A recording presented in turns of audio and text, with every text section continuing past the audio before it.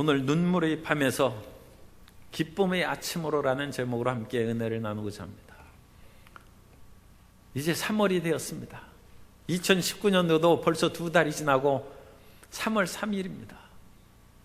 3월은 봄입니다. 사람들이 봄을 좋아하는 것은 새싹이 돋고 꽃이 피고 새 희망이 다가오기 때문입니다.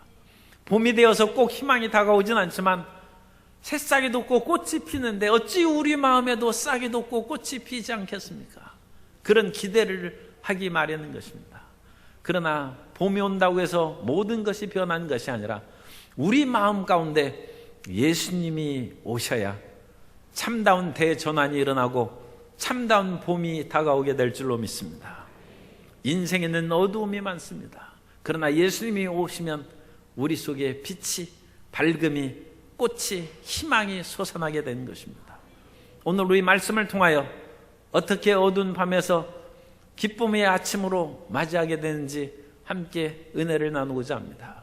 첫째로 인생의 밤에 눈물을 흘리지 않을 수 없습니다. 인생은 밤의 고통이 적지 않습니다. 인생이 왜 밤을 맞습니까? 그것은 빛이신 하나님을 떠났기 때문에 그렇습니다.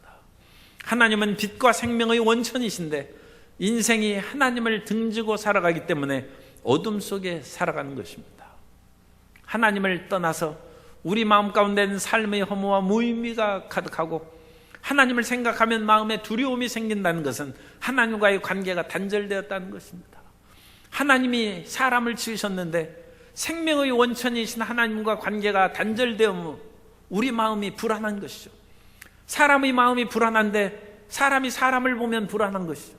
그래서 사람과의 관계가 나빠지는 것입니다. 밤길에 호젓한 길을 거들 때 사람이 나타나는 것이 제일 무서울 수 있습니다. 인생이 험악하게 변화지고 사람 사이에 갈등과 다툼이 가득하게 되었습니다. 뿐만 아니라 하나님과 등지고 살아가는데 하나님이 지으신 모든 만물과 피조물이 우리를 선하게 대할 수 없습니다. 모든 피조물과 등지고 살아갑니다. 하나님과의 관계가 단절되고 사람과의 사람이 고통을 받고 사람과 다른 피조물과 어려움을 겪는 것을 삼중 저주라고 합니다. 인생은 삼중 저주의 밤을 지난 것입니다. 사람이 아침에 일찍 일어나고 온갖 힘을 다하여도 밤이 되면 허무와 무의미 속에 시달립니다. 그것은 인생이 빵만으로 사는 것이 아니기 때문에 그렇습니다. 하나님이 없는 그 인생은 행하고 수고하는 그 모든 일에 기쁨과 만족의 열매를 충분히 거두고 누릴 수 없는 것입니다. 시편 127편 1절 이하에 보면 야훼께서 집을 세우지 아니하시면 세우는 자의 수고가 헛되며 야훼께서 성을 지키지 아니하시면 파수꾼의 깨어있음이 헛되다. 너희가 일찍 일어나고 늦게 누우며 수고의 떡을 먹음이 헛되다고 말씀하고 있습니다.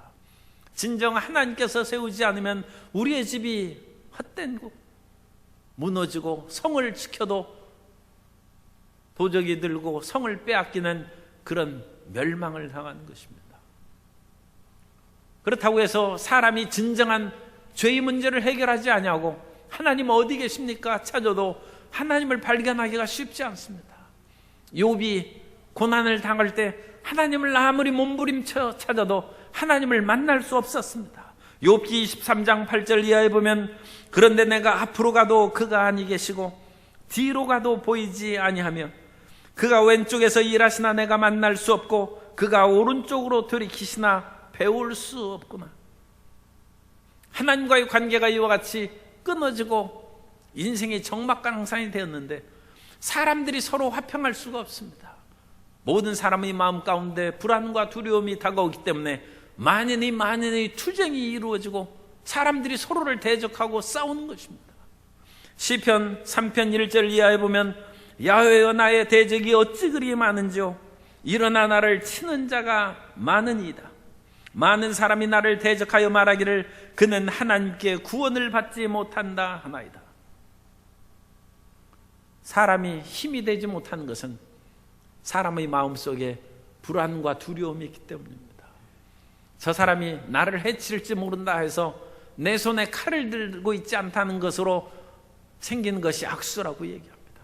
내가 무기를 들지 않았고 손에 아무것도 없지 않느냐, 손을 붙잡는 것입니다. 인생은 험악한 고통과 저주 가운데 살아가고, 사람이 아무리 아침부터 저녁까지 일한다 할지라도 저주의 삶이 우리를 괴롭히고 밤을 맞이하게 하는 것입니다. 창세기 3장 18절 이하에 보면 땅이 내게 가시덤불과 엉겅퀴를 내릴 것이라. 내가 먹을 것은 밭의 채소인즉 내가 흙으로 돌아갈 때까지 얼굴에 땀을 흘려야 먹을 것을 먹으리니 내가 그것에서 취함을 입었음이라. 너는 흙이니 흙으로 돌아갈 것이니라 하시니라. 사람이 운명이 참 고통스럽고 비참하게 되었습니다. 그렇다고 해서 인생이 금방 흙으로 돌아가는 것이 아니라 질병에 들리고 노쇠에서 사라집니다. 끊임없는 질병들이 사람을 괴롭히고 그 몸을 고달프게 하는 것입니다. 시편 6편 2절 6절을 보면 야훼여 내가 수척하여 싸우니 내게 은혜를 베푸소서. 야훼여 나의 뼈가 떨리오니 나를 고치소서. 내가 탄식함으로 피곤하여 밤마다 눈물로 내 침상을 띄우며 내 요를 적신하이다. 인생의 고달픈 아픔의 밤이, 신음하는 밤이 끊임없이 다가오는 것입니다. 히스기야가 중년에 병에 걸렸는데 히스기야가 수명이 한 중년 정도밖에 안 됐던가 봐요. 그래서 이사야가 와서 내 집안을 정돈하라. 내가 일어나지 못할 것이다. 죽을 것을 이사야가 예언했습니다. 히스기야가 선지자 이사야의 말을 듣고 난 죽었구나 들어 누워 있었으면 죽었을 것입니다. 그런데 히스기야는 기도하는 왕입니다. 그래서 이사야의 말을 듣고 나서 히스기야가 벽을 향하여 통곡하면서 부르짖었습니다. 하나님, 제가 주님 앞에 선한 일을 행하고 열심으로 주님을 섬긴 것을 기억하여 주옵소서. 어찌나 통곡하고 눈물로 부르짖어 기도했든지 하나님이 들으셨어요. 그래서 이사야에게 말씀하셨습니다. 속히 가서 히스기야에게 내가 내 통곡 소리를 듣고 내 눈물을 보았노라. 내 생명을 연장시켜 준다고 하라. 그래서 히스기야가 15년을 다시 생명을 연장받고 살았습니다. 히스기야가 병에 나은 때 히스기야가 글을 썼습니다. 그것이 이사야서 38장 9절 이하에 나오는데, 유다 왕 히스기야가 병들었다가 그의 병이 나은 때 기록한 글이 이러하니라. 내가 말하기를 나의 중년의 스우르의 문에 들어가고 나의 여생을 빼앗기게 되리라 하였도다. 내가 또 말하기를 내가 다시는 야훼를 배웁지 못하리니 산자의 땅에서 다시는 야훼를 배웁지 못하겠고 내가 세상 거민 중에서 한 사람도 다시는 보지 못하리라 하였도다. 히스기야가 정말 죽을 뻔했어요. 사람이 병에 걸리면 내 이제 죽는 것이 아닌가 그런 생각을 할 때가 많이 있습니다. 그러나 그때 살 길이 있습니다. 히스기야처럼 기도하시기 바랍니다. 히스기야처럼 부르짖어 기도하고 통곡의 눈물을 흘릴 때 하나님께서 그 부르짖는 소리를 들으시고 눈물을 보시고 치료해 주시고 구원의 길을 열어주시는 것입니다. 우리 인생이 이와 같이 끝없는 밤 가운데 살아가고 있습니다. 하나님이 없는 허무와 무의미의 밤을 보내고 서로가 서로를 대적하는 투쟁과 고통의 밤을 보내고 되는 일이 없는 저주의 삶을 살아가고 끊임없이 질병과 노쇠로 인하여 마음이 그야말로 움츠려들고 고달픈 그런 삶을 살아가는 것입니다. 이 인생의 밤을 어떻게 전환할 수 있습니까? 두 번째, 예수님 안에서 대전환을 맞이하게 됩니다. 예수님 안에서 인생은 새롭게 전환될 수 있습니다. 밤을 변화시키는 것은 빛이 다가오기 때문입니다. 빛이 찬란하게 비추면 어둠이 사라지죠. 요한복음 1장 5절을 표준새 번역으로 제가 읽어드리겠습니다. 표준새 번역은 그 번역이 우리 성경하고 조금 다릅니다. 그 빛이 어둠 속에서 비치니 어둠이 그 빛을 이기지 못하였다. 그래서 표준새 번역에는 빛이 비침에 어둠이 그 빛을 이기지 못하였다고 했습니다. 하나님께서는 빛을 창조하셔서 어둠을 물리치십니다. 하나님께서는 온전한 빛 가운데 있기 때문에 인생의 밤을 만난 사람마다 빛이신 하나님께로 돌아와야 될 줄로 믿습니다. 하나님께서는 원래 인생을 고통 가운데 살도록 만드시지 않았습니다. 우리 인생은 원래 행복하게 지음을 받았습니다. 하나님께서 사람을 지으시되 하나님의 형상과 모양대로 지으신 것입니다. 하나님의 거룩한 형상, 하나님의 선하신 형상, 하나님의 사랑의 형상, 하나님의 생명의 모든 질로 사람을 지으신 것입니다. 성경이 지어지던 그런 유사한 시기에 바벨론에서 창조 그런 이야기가 있습니다. 바벨론 창조설화가 에누마 엘리시라는 그런 그 책인데, 그 에누마 엘리시에 보면 하나님께서 이제 에누마 엘리시의 신이 사람을 창조한 것은 신의 노예로 만들기 위해서 창조했다. 그리고 사람은 반역자의 피를 흙과 섞어서 만들었습니다. 우리 인생은 처음부터 비참하게 만드는 것이죠. 그러나 바벨론의 창조설화와 전혀 다르게 성경은 말씀합니다. 하나님은 그 거룩한 형상과 모양대로 사람을 만드셨습니다. 사람이 존귀한 것은 하나님의 형상과 모양대로 지음을 받았기 때문입니다. 그러므로 이 사람은 원래부터 행복하게 살아가는 존재고, 원래부터 빛의 존재고, 원래부터 의롭게 살아가야 평화로운 존재여야 되는 것입니다. 그런데 이 사람이 죄악으로 말미암아 하나님을 떠나고, 그러므로 빛을 잃어버리고 어둠 가운데 살아가고 저주와 낭패 가운데 살아가게 된 것입니다. 이제 우리는 다시 하나님께 돌아가야 됩니다. 우리의 죄의 문제를 해결하고 하나님께 돌아가서 다시 빛과 생명과 따뜻함으로 가득한 삶을 살아가야 되는 것입니다. 그러면 이 죄의 문제를 누가 해결해 줄 수 있습니까? 이 죄의 문제를 해결하기 위해서 하나님께서 독생자 예수 그리스도를 보내주시고 십자가에 못 박혀 피 흘리시고 죽게 하심으로 말미암아 예수님의 십자가를 통하여 하나님께 나아가는 길이 열린 것입니다. 하나님께 나아가는 길은 그리스도의 십자가를 통한 길입니다. 히브리서 10장 19절 이하에 보면, 그러므로 형제들아 우리가 예수의 피를 힘입어 성소에 들어갈 담력을 얻었나니 그 길은 우리를 위하여 휘장 가운데로 열어놓으신 새로운 살 길이요 휘장은 곧 그의 육체니라. 예수님이 몸을 찢음으로 우리에게 살 길이 열린 것입니다. 그러므로 이 예수님의 살 길을 통해서 지나가면 되는 것입니다. 십자가를 통하지 않고는 하나님께 나아갈 수 있는 길이 없는 것입니다. 그 십자가를 통하여 나아갈 때 우리 마음 가운데 새로운 평화와 행복이 다가오게 됩니다. 사람들이 하나님을 생각하면 두렵고 무섭습니다. 사람이 기도를 잘 안 한 이유는 하나님과 사이가 서먹서먹해서 그런 것입니다. 예수님을 믿고 구원받았다 할지라도 기도가 힘든 것은 세상 사람, 즐거운 사람들하고 대화하는 것이 어찌 힘들겠습니까? 그런데 하나님과 원수된 관계였기 때문에 예수님을 믿고 나서도 한동안은 기도하는 것이 힘들고 하나님 하는 것이, 부르는 것이 서먹서먹한 것입니다. 그러나 예수님께서는 이 원수된 관계를 십자가를 통하여 해소하고 우리에게 하나님과 화목하는 은혜를 내려주셨습니다. 에베소서 2장 15절 이하에 보면, 법조문으로 낸 계명의 율법을 폐하셨으니 이는 이 둘로 자기 안에서 한 새 사람을 지어 화평하게 하시고 또 십자가로 이 둘을 한 몸으로 하나님과 화목하게 하려 하심이라. 원수된 것을 십자가로 소멸하시고, 예수님께서 하나님과 우리 사이 원수된 관계를 십자가로 소멸하셨습니다. 그래서 우리는 하나님과 화목하게 되었습니다. 우리 옆에 분에게 우리는 이제 하나님과 화목하게 되었습니다. 우리 하나님을 생각하면 이제 두려울 까닭이 없어요. 하나님이 우리와 함께 화목함으로 하나님의 빛이 우리에게 비치기 시작한 것이고, 하나님의 생명이 우리에게 흘려 들어온 것이고, 하나님의 사랑이 우리 마음 가운데 부은 바 된 줄로 믿습니다. 그래서 우리 마음 가운데 사랑이 가득하니까 보이는 모든 존재도 사랑스럽게 보여요. 우리가 하나님의 사랑으로 충만하면 사람이 사랑스럽게 보이고, 우리 마음이 어두움이 있으면 사람들이 미워 보입니다.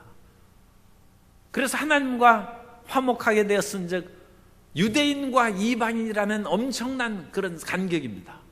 그런데 유대인과 이방인이 십자가로 말미암아 이 둘을 하나로 합쳤다고 말씀합니다. 제가 읽은 그 에베소서 2장 15절에 법조문으로 된 계명의 율법을 폐하셨으니 이는 이 둘로 유대인과 이방인이 자기 안에서 한 세 사람을 만들어 화평하게 하시고, 유대인과 이방인의 거리가 굉장히 멀었습니다. 그런데 그 사람이 예수님의 십자가로 하나가 되고 화목하게 되었은즉 한 민족 한 필줄로 우리 살아가고 있는 사람들은 얼마나 더 예수 안에서 가깝겠습니까? 우리 옆에 분에게 이제 예수 안에서 우리는 가까워졌습니다. 그래서 만인에 대한 투쟁이 사라지는 거예요. 예수님의 복음이 들어가는 곳마다 평화의 도시가 되고 평화의 사회가 된 줄 믿습니다. 그리고 예수님께서 십자가에 달리시기 전에 채찍에 맞아서 온 등이 갈기갈기 찢어짐으로 말미암아 그 고통이, 질병의 고통에서 우리를 대속한 것이라고 말씀합니다. 베드로전서 2장 24절에 보면 친히 나무에 달려 그 몸으로 우리 죄를 담당하셨으니 이는 우리로 죄에 대하여 죽고 의에 대하여 살게 하려 하심이라. 그가 채찍에 맞음으로 너희는 나음을 얻었나니. 그리고 예수님께서 채찍에 맞음으로 이제 우리 병이 나았어요. 어떤 질병이 다가온다 할지라도 우리는 담대하게 주장해야 됩니다. 질병아 물러가라. 예수님께서 채찍에 맞음으로 나는 나음을 받았도다. 이전엔 질병이 다가와도 우리가 물리칠 길이 없어요. 아무 근거가 없어요. 그냥 속절없이 질병에 끌려다니고 그것으로 인하여 생명이 도둑질하고 파괴당하고 고통당하는 것입니다. 인생이 만든 그런 의약품으로 치료받고 그것으로 인하여 힘쓸 뿐입니다. 하나님께서 불쌍히 여기사 의료를 통해서 우리를 치료해 주신 것입니다. 그러나 그 모든 것도 우리 마음의 치료, 우리 마음의 평안함을 주지 못합니다. 우리는 마음의 병이나 육신의 병이나 어떤 병이 다가올지라도 먼저 예수님께서 채찍에 맞음으로 난 나음을 입었다는 것을 주장하시고 그 다음에 약을 드시면 더 건강하게 치료될 줄로 믿습니다. 뿐만 아니라 우리는 우리 인생을 이제 예수님과 더불어 함께 살기 때문에 내 마음대로 살지 아니하고 주님의 뜻대로 살아가야 될 줄로 믿습니다. 주님께서는 우리는 마치 길들지 않은 망아지와 같아서 여기저기 펄쩍펄쩍 뛰면서 살아가요. 그래서 그 망아지를 길들기 위해서는 고삐를 줘야죠. 코를 뚫고 또는 재갈을 먹여서 길을 들여서 이끌어갑니다. 우리가 세상으로 향하지 않도록 주님께서는 우리에게 십자가를 지워 주십니다. 그러므로 십자가가 있는 것은 나쁜 것이 아닙니다. 주님께서 우리를 미워하셔서 십자가를 주신 것이 아닙니다. 수고하고 무거운 짐진 자들아 다 내게로 오라. 내가 너희를 쉬게 하리라. 나는 마음이 온유하고 겸손하니 내 멍에를 메고 내 짐을 지라고 하셨습니다. 주님께서는 수고하고 무거운 짐진 자들이 다 오게 하셔서 주님의 멍에를 메게 하시는데 그것이 자기 십자가입니다. 어떤 사람은 예수님을 믿고 십자가를 지는 것이 너무 부담스럽고 힘들어서 주님께 기도했어요. 주님, 이 십자가를 제발 다른 것으로 바꿔주십시오. 제게 준 십자가가 너무 힘들고 무겁습니다. 그러자 주님께서 그러면 거기 내려놓고 이 다른 십자가를 찾아보라고 했습니다. 환상 가운데 그 방에는 십자가가 엄청나게 많아요. 크고 작고 무거운 십자가, 나무 십자가, 쇠로 된 십자가, 온갖 십자가 가득해서 십자가를 하나씩 하나씩 짊어지고 하는데 어떤 것도 맞지가 않아요. 그러다가 딱 맞는 것을 찾았어요. 그래서 그것을 딱 지니까 몸이 가뿐하고 장 맞은. 주님, 이 십자가가 제게 맞습니다. 이 십자가를 지겠습니다. 그러자 주님께서 말씀하셔서 그거 아까 내가 벗어놓은 것이다.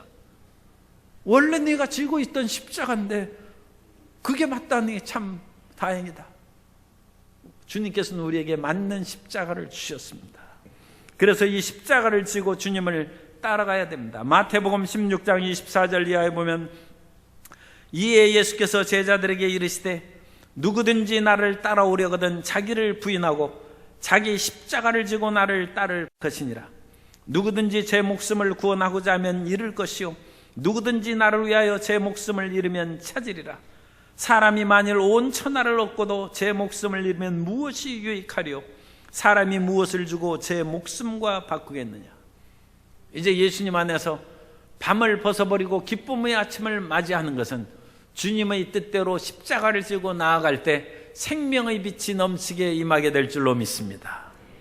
주님께서는 육신의 정욕, 안목의 정욕, 이생의 자랑을 따라서 살지 않도록 십자가로 그 길을 막는 것입니다. 그래서 우리는 육신의 정욕대로 살면 그 사람 결국 멸망의 구렁텅이에 빠지고 맙니다. 어찌 주님께서 다시 죄악의 길로 우리를 빠뜨리고 어두운 밤으로 다시 가게 하고 개가 토하였던 것에 다시 먹고 돼지가 몸을 씻었다가 다시 더러운 것에 드러눕도록 하시겠습니까? 주님께서 그 길을 인도하시는 십자가를 주셔서 끊임없이 빛의 세계로 우리를 이끌어 주시는 것입니다. 세 번째로 예수 그리스도 안에서 우리는 기쁨의 아침을 맞이하게 됩니다. 예수님 안에 참된 기쁨이 있습니다. 세상의 그 어떤 것에는 기쁨을 찾을 수 없는 그 기쁨이 예수님 안에 있는 것입니다. 사마리아 여자는 자기가 기뻐하는 인생을 살기 위해서 결혼을 5번 했어요. 그래서 여러 번 결혼하면서 자기 마음에 안 들면 새로운 남편을 얻어서 새로운 삶을 얻었어요. 그런데 자기가 추구한 그 모든 것을 남편을 5번이나 바꿔도 얻지 못했어요. 그래서 그 사람은 이제 사람 만나는 것이 피곤하고 지쳐서 사람들이 나오지 않는 정오에 물을 길러 나왔습니다. 정오의 떼약볕에 물을 길러 그 먼 길을 나왔습니다. 이 수가성에서 우물까지 가는 것은 상당한 거리입니다. 그 거리를 나온 것입니다. 그러나 그 수가성의 사마리아 여인이 예수님을 만나며 그리스도가 예수님이 그리스도인 것을 깨닫고 나서 그 여인이 동네로 뛰어갑니다. 만나기 싫어한 사람들을 다 잊어버리고 내가 예수님을 만난다는 기쁨을 그 동네 사람들에게 전하러 뛰어간 것입니다. 예수님은 우리의 기쁨입니다. 예수님은 우리의 희망이 되는 것입니다. 지난주에는 제가 베트남에서 신학교 특강을 하고 왔습니다만 베트남을 가볼 때마다 느끼는 것이 참 환경이 좋고 여러 가지 물자가 풍부한 나라다. 여러 가지 자연 환경에 복받은 나라라는 그런 생각을 합니다. 그래서 우리나라 사람들이 베트남 여행을 많이 가죠. 그래서 그 아름다운 자연 환경 속에서 기쁨을 얻으려고 합니다. 그러나 참된 기쁨은 자연 환경 가운데 얻는 것도 조금 있고 사람이 기쁨을 먹는 것에서 조금 얻을 수 있고 세상의 여러 가지 환락이나 쾌락 가운데서도 기쁨을 좀 얻을 수 있지만 영원한 기쁨, 참된 기쁨은 예수 안에 있습니다. 그래서 사도 바울은 지금 감옥에 갇혀 있어요. 그런데도 불구하고 밖에 있는 빌립보 사람들에게 예수 안에서 기뻐하라고 하고 있어요. 사도 바울은 감옥에 있으나 어디에 있으나 예수님 안에 있으므로 기쁨이 충만한 사람인 것입니다. 빌립보서 4장 4절에 보면 주 안에서 항상 기뻐하라. 내가 다시 말하노니 기뻐하라. 우리 옆에 계신 성도님에게 주 안에서 기뻐합시다. 아름다운 자연 환경을 보고는 조금 기뻐하고 출세하고 성공했을 때도 조금 기뻐하고 세상에 맛있는 음식이 진수성찬이 차려왔어도 조금 기뻐할 수 있고 그런데 그런 기쁨은 순식간에 사라져버리고 예수님 안에서 항상 기뻐할 수 있습니다. 예수님 안에서 항상 기뻐한다는 것을 잊지 않게 되시기 바랍니다. 기쁨의 아침을 만나는 것은 예수 안에 들어가는 것입니다. 예수 안에 들어갈 때 기쁨의 아침을 맞이하게 될 줄로 믿습니다. 그런데 예수님께서는 우리에게 약속하시기를 내가 가면 아버지 약속하신 다른 보혜사를 너에게 보내주신다고 했습니다. 다른 보혜사란 예수님과 똑같은 알로스 파라클레토스인데 예수님과 본질은 똑같습니다만 다른 보혜사입니다. 파라클레토스는 우리를 옆에서 도와주시기 위해서 계신 분이라는 뜻입니다. 성령님께서 우리를 도와주시기 위해서 함께 계십니다.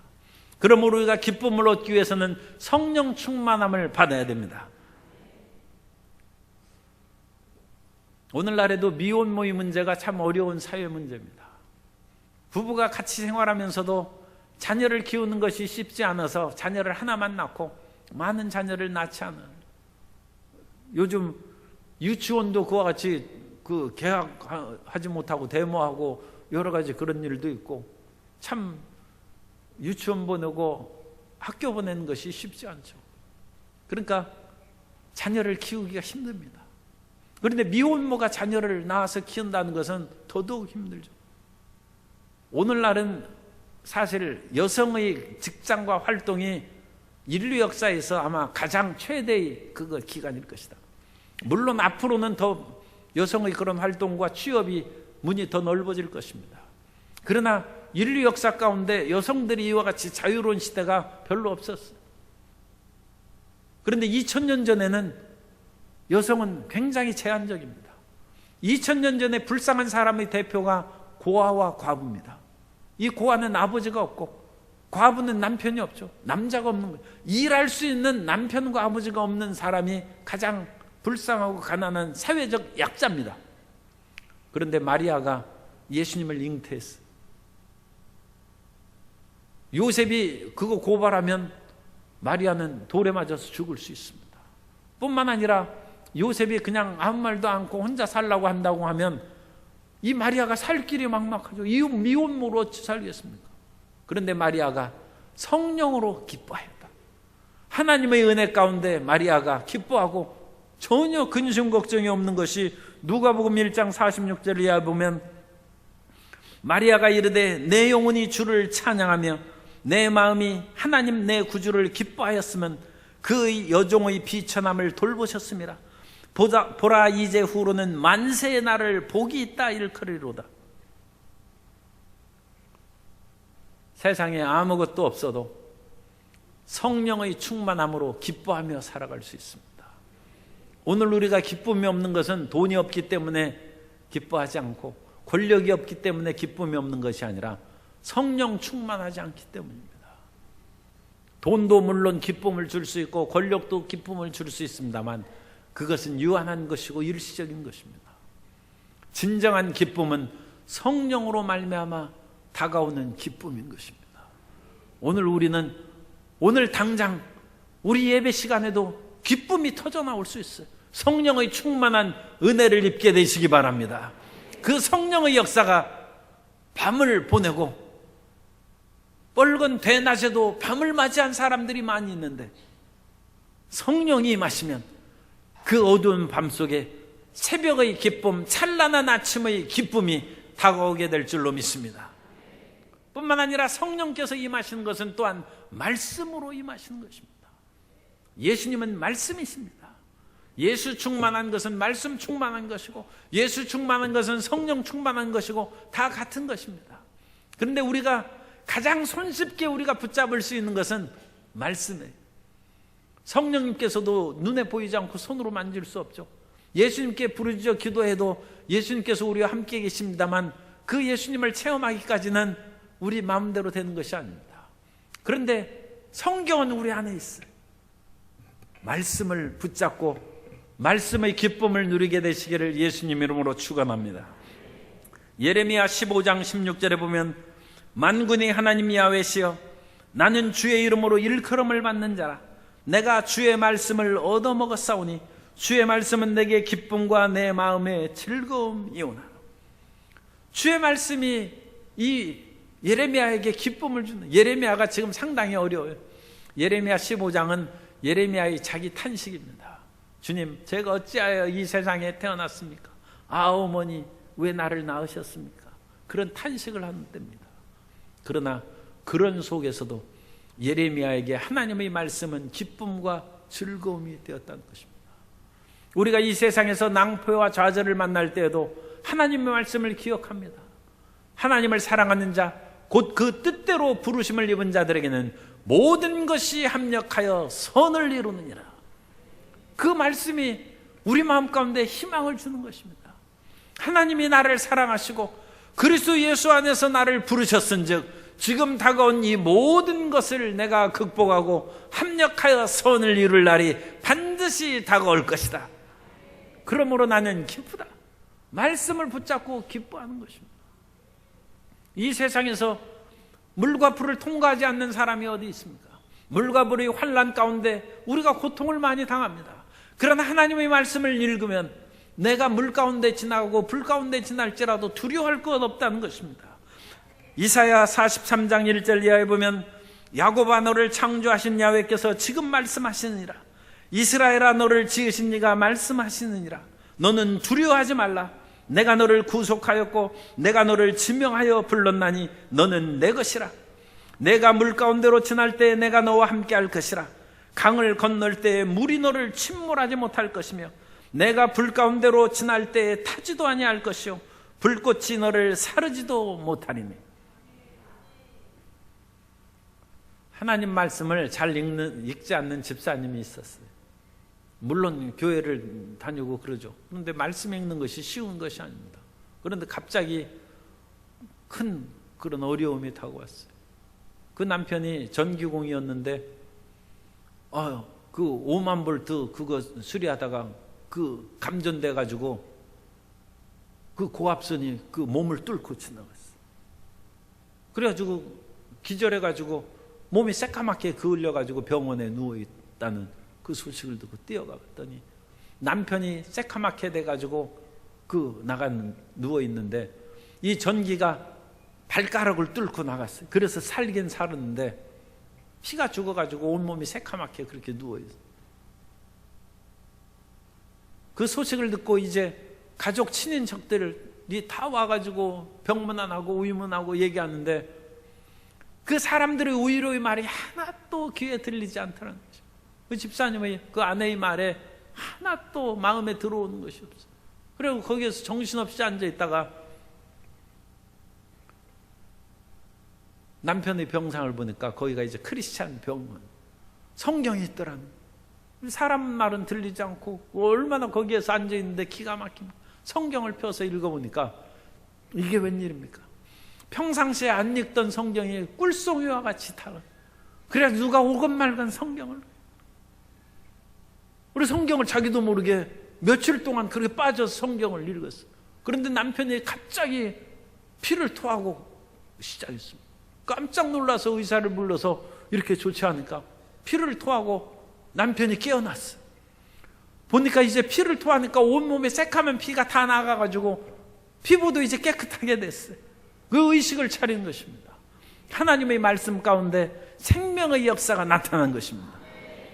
그래서 발가락만 그 새카맣게 탄 그 부분만 자르고 멀쩡하게 회복됐습니다. 하나님의 말씀이 인생을 살리는 것입니다. 그러므로 우리는 이 세상의 어떤 것으로 인해서 밤을 피하고 눈물을 없애려고 애쓰지 말고 예수님 안에 뛰어 들어가야 됩니다. 예수님이 밤을 낮으로 바꾸는 대전환자이시고 눈물을 기쁨으로 바꾸시고 저주와 낭패를 축복과 형통으로 바꾸시고 절망을 희망으로 죽음을 생명으로 바꾸신 이가 바로 예수님이시고 그 예수님은 성령이시고 그 예수님은 말씀이신 것입니다. 그럼 우리는 이 순식간에 지나가는 이 세상 속에서 끈질기게 말씀을 붙잡고 살아갈 때 대전환의 역사가 이루어지게 된 것입니다. 이사야 40장 6절 이하에서 말씀합니다. 말하는 자의 소리여 이르되 외치라. 대답하되 내가 무엇이라 외치리까 하니 이르되 모든 육체는 풀이요 그의 모든 아름다움은 들의 꽃과 같으니 풀은 마르고 꽃이 시들면 야훼의 기운이 그 위에 불미라. 이 백성은 실로 풀이로다. 풀은 마르고 꽃은 시드나 우리 하나님의 말씀은 영원히 서리라 하라. 영원한 하나님의 말씀이 성도님들의 모든 삶을 180도 전환시켜서 추운 겨울이 지나가고 봄이 다가오듯이 인생의 봄을 맞게 해주시고 시들었던 모든 것들이 싹이 나고 꽃이 피고 탄식이 변하여 즐거움이 되고 눈물이 변하여 기쁨이 되고 절망이 변하여 희망이 되고 죽음이 변하여 생명이 되는 은총으로 넘치게 임하게 되시기를 예수님의 이름으로 축원합니다.